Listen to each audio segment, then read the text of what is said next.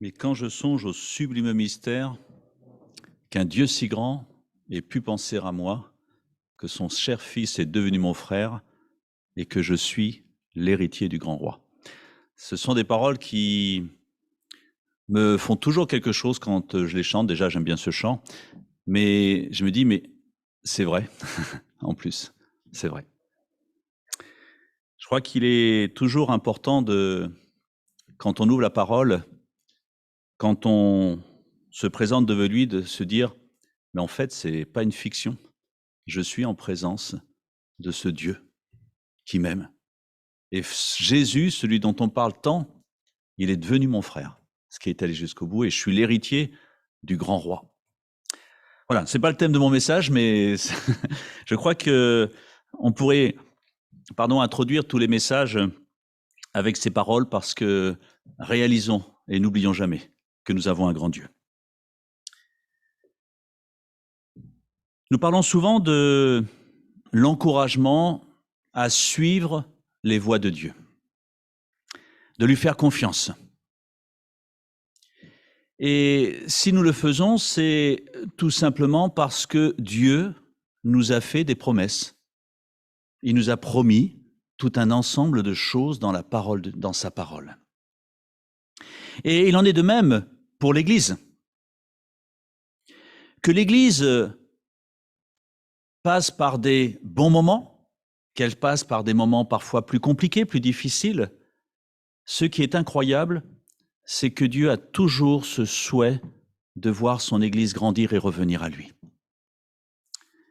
De progresser dans cette relation intime que l'on peut vivre et que l'on peut avoir avec Dieu.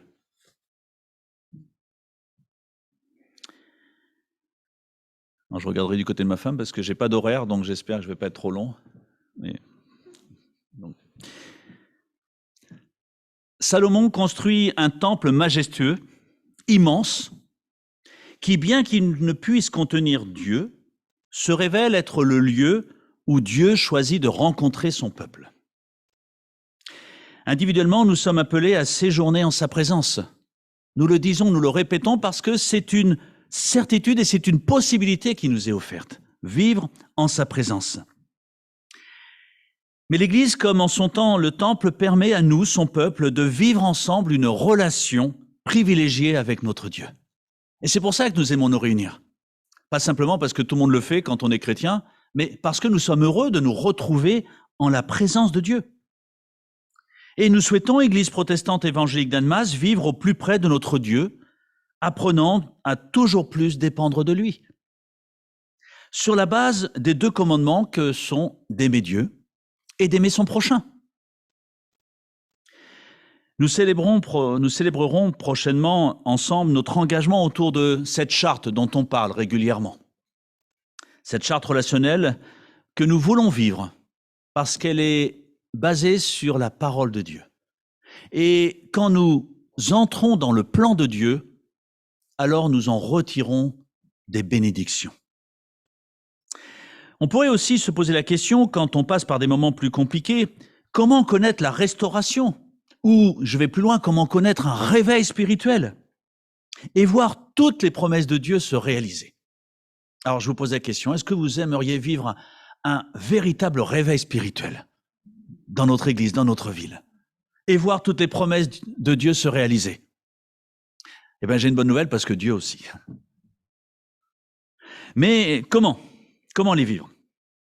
Cette année, nous avons décidé, alors, je souris toujours un petit peu quand je dis ça, de vivre le fil rouge de la prière.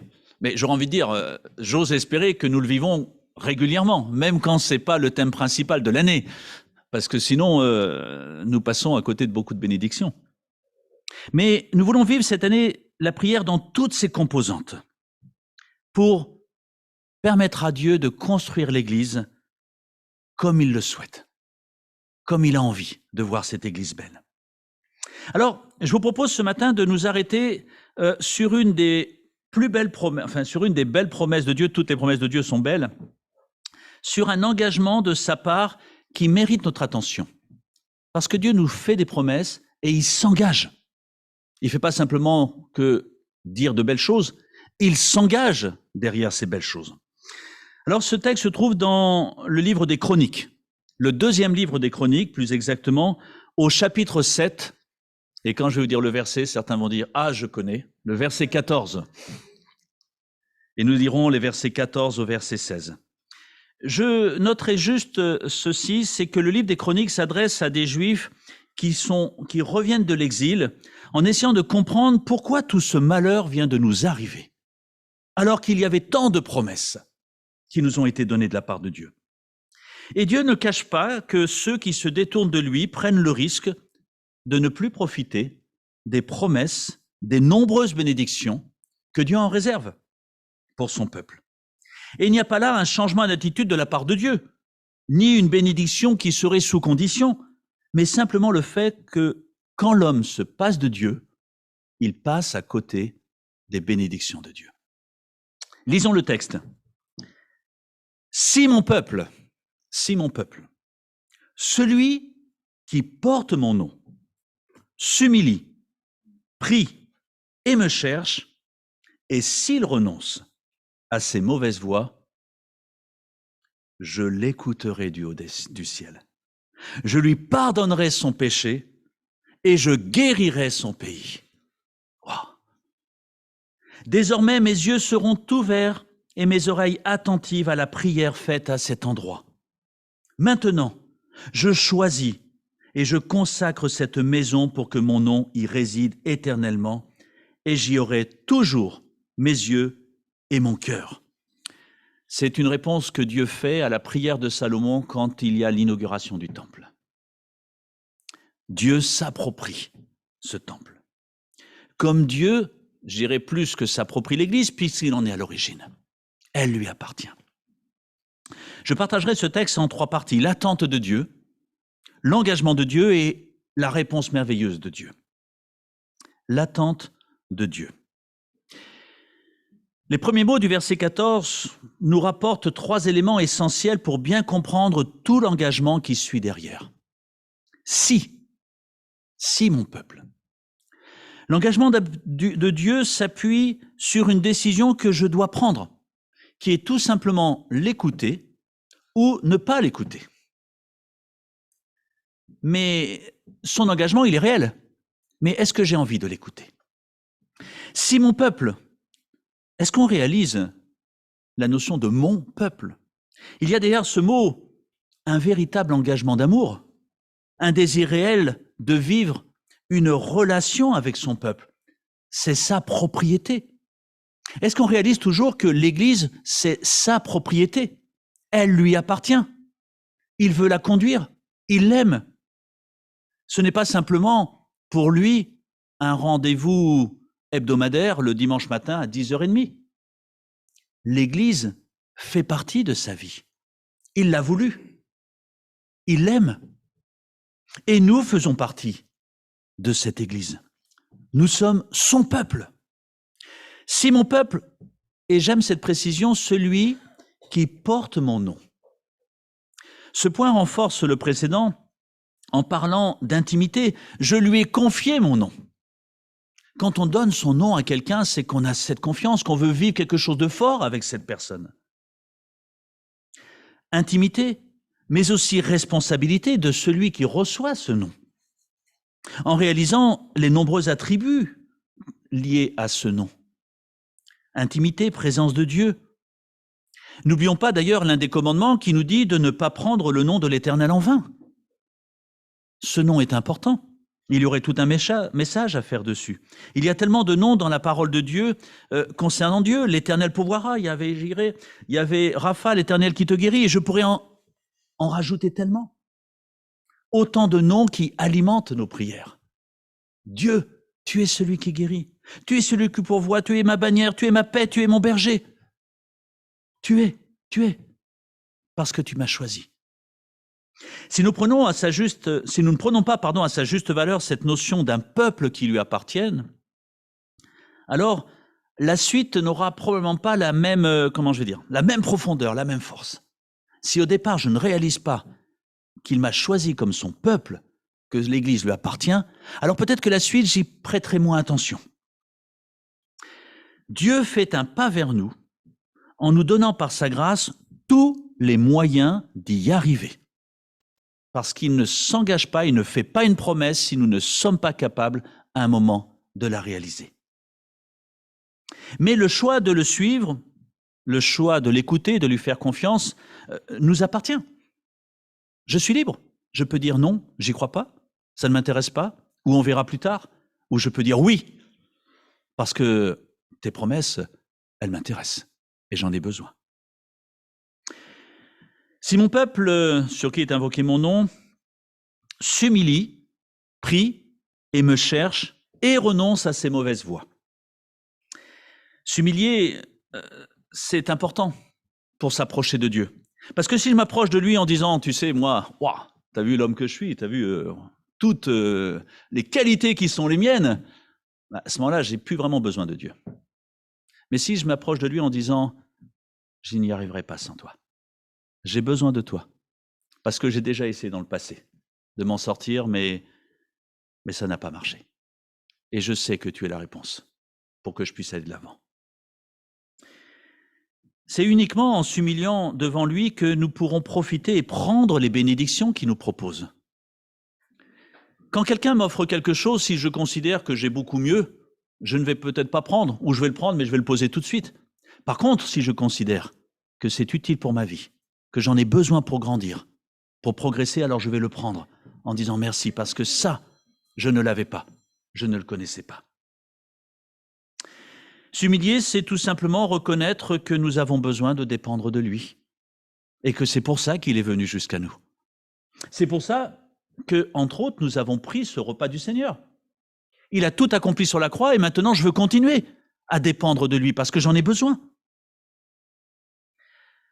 Jean chapitre 15 verset 5 nous dit que sans moi vous ne pouvez rien faire. Est-ce que j'en suis toujours conscient ? Un verset dans le contexte de Jean 15 nous rappelant que seul un attachement du serment au cep lui permet de porter du fruit. Et il en est de même avec Christ.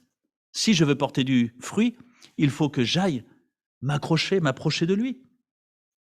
Si avant de connaître le Christ, je n'étais pas capable de porter du fruit, le salut acquis en Jésus-Christ me le permet, mais ne me dispense pas de continuer à dépendre de lui.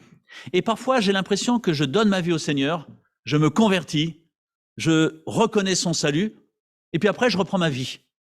Mais non, continuons à dépendre de lui. Parce que lui continue à intercéder auprès du Père en notre faveur.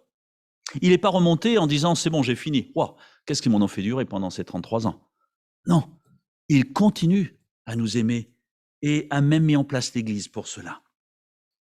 Cette bénéfique humilité conduit logiquement à ce qui suit à prier. Quand je réalise que j'ai besoin de lui, je m'adresse. Quand j'ai un besoin, mettons, envers une administration parce qu'il me faut un papier, j'ai besoin de quelque chose que je ne peux pas avoir tout seul, je m'adresse à cette administration.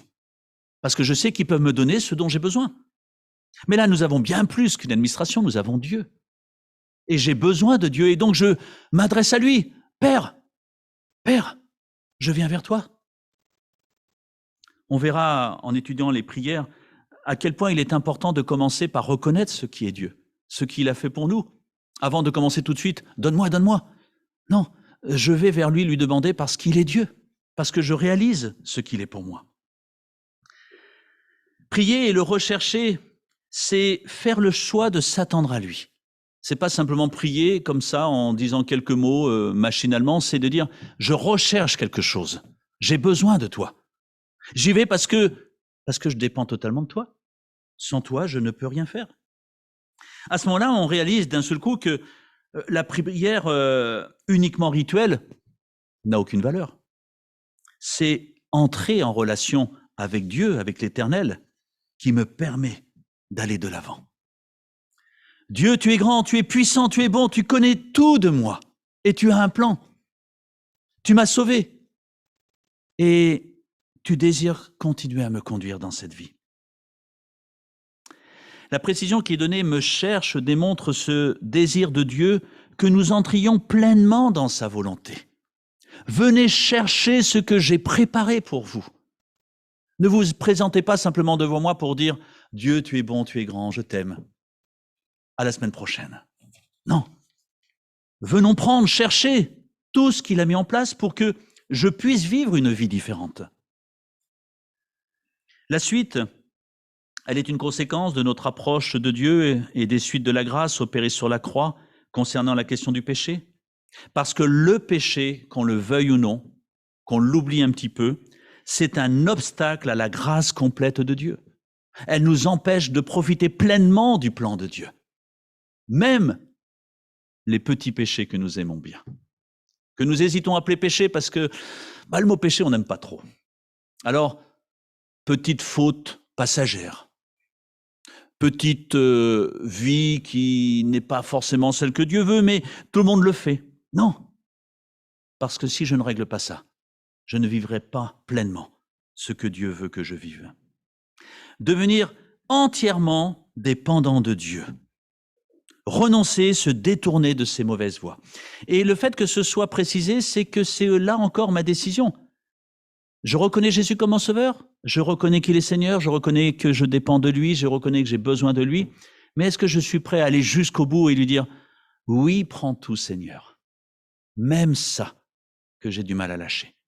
Aide-moi, je veux le lâcher, je veux me détourner. » Et cette notion de se détourner, c'est pas simplement de le lâcher en disant « Oh là là, si... » Non, c'est se détourner, carrément, partir dans l'autre sens, parce que je veux fuir cela. Trop souvent, nous restons à côté de certaines choses qui sont à portée de main, et nous retombons.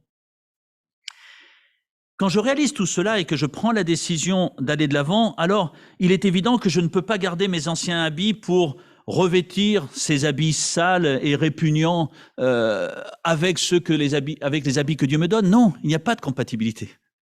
Je me décharge de tout ce qui est sale pour prendre cet habit nouveau que Dieu me donne. Et alors, je suis prêt à vivre l'engagement de Dieu envers moi. Et l'engagement de Dieu, je ne sais pas si vous l'avez réalisé quand on lisait ce texte, mais c'est incroyable. Je l'écouterai, ou dans d'autres versions, j'entendrai, j'exaucerai. C'est-à-dire, je suis là, j'attends que tu me parles. Je t'écoute. Je t'écoute et je te pardonne et je guéris ton pays. Si la prière est autant importante dans une vie, c'est que premièrement, nous avons un correspondant à l'écoute à l'autre bout du fil. Dieu.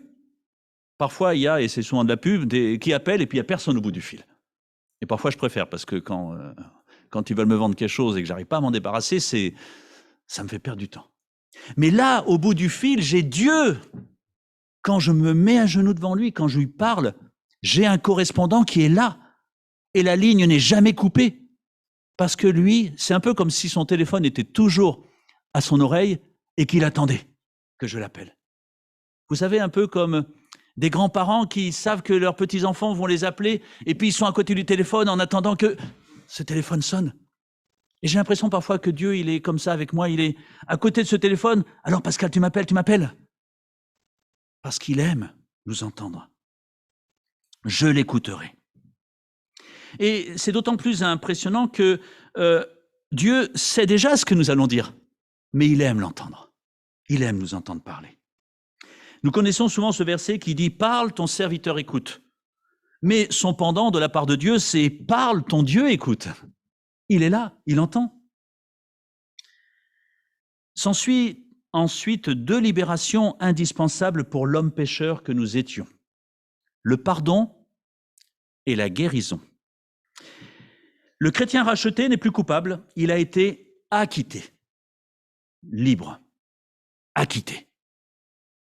Ne nous laissons donc pas submerger par de fausses culpabilités envers Dieu ou envers des péchés pour lesquels nous avons été pardonnés.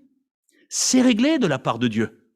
Alors, si c'est réglé de la part de Dieu, ce serait dommage que ce ne soit pas réglé de ma part, à condition, bien sûr, de lui avoir demandé sincèrement pardon.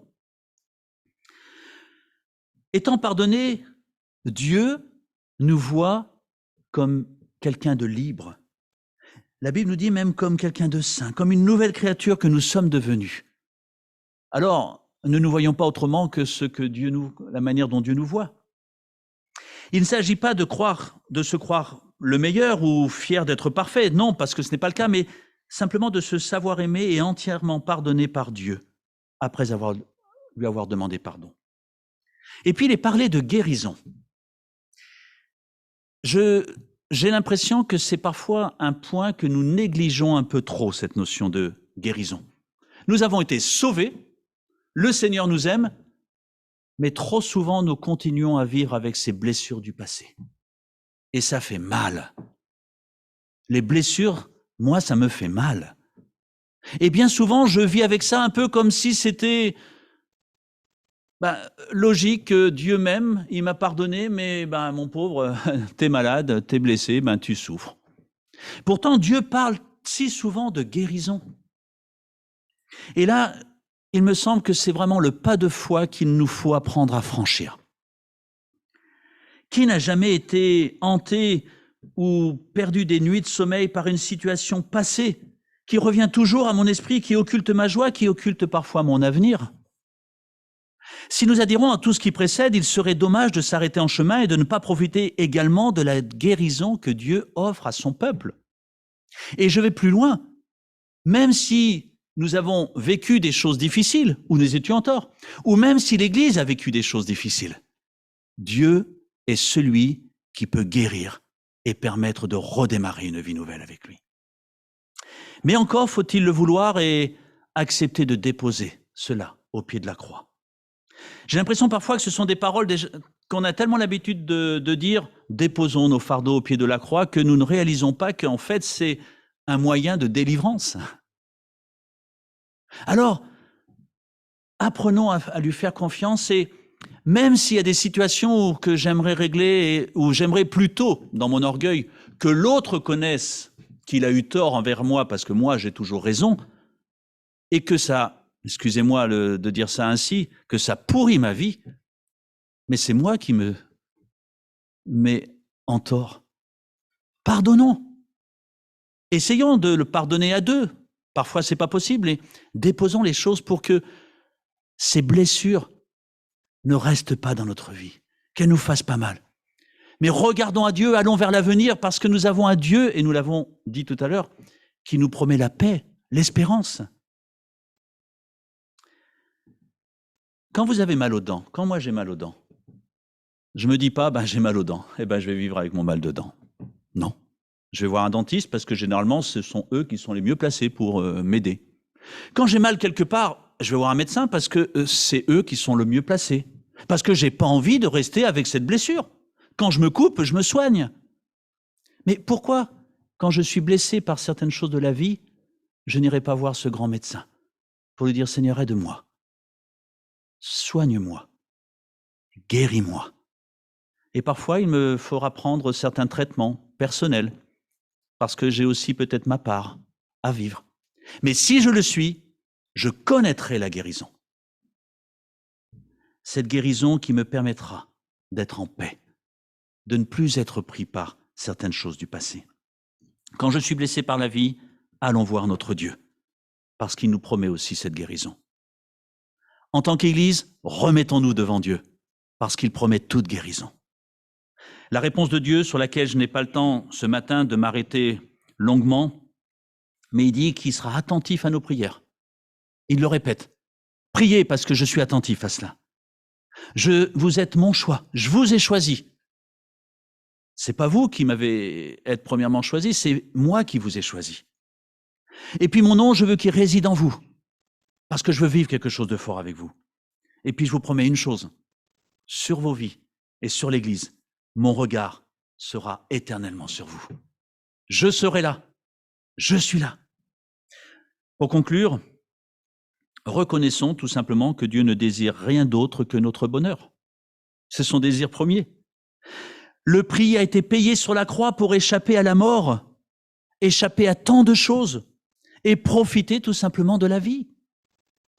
Cependant, les règles du jeu sont celles que Dieu a considérées comme étant bonnes pour nous et non celles que parfois je considère bonnes pour moi. Dieu ne se trompe pas, son plan est parfait. Toute la question sera à chaque fois de savoir si je lui fais confiance. Est-ce que je crois dans ce que tu me promets? Ce texte nous rappelle aussi tout simplement que malgré notre infidélité, il est toujours possible de revenir à Dieu. Quoi que nous ayons fait, nous pouvons revenir à Dieu. C'est une promesse, c'est un engagement de la part de Dieu. et de retrouver ainsi cette relation privilégiée avec lui. C'est vrai que nous sommes tous un peu orgueilleux. Et voilà pourquoi parfois il m'est difficile de vivre une relation avec Dieu, de tout lâcher. Seigneur, j'ai besoin de toi et je peux tout avec toi. Et il a amplement démontré sa grâce envers moi, pécheur qui méritait la mort, mais qui a été sauvé par grâce, parce qu'il est allé jusqu'au bout sur la croix, en envoyant son Fils unique, mourir à ma place et porter ainsi mes fautes. On a un Dieu qui nous aime, on a un Dieu qui veut nous guérir, qui veut nous pardonner. Et entrons avec lui dans cette espérance, dans ce programme de paix qu'il a pour chacun de nous. Alors, oui, si nous revenons à lui, il a pris des engagements et il les tiendra parce qu'il nous aime. Gloire à Dieu et quel privilège de connaître ce Dieu-là, le seul qui existe. Nous allons prendre un chant, je ne me rappelle plus, tu es merveilleux, voilà, ça semblait évident. Tu es merveilleux, quand on le chante en pensant que cette parole, elle est vraie, parce que c'est lui qui nous l'a envoyée. Et réjouissons-nous en chantant ce cantique.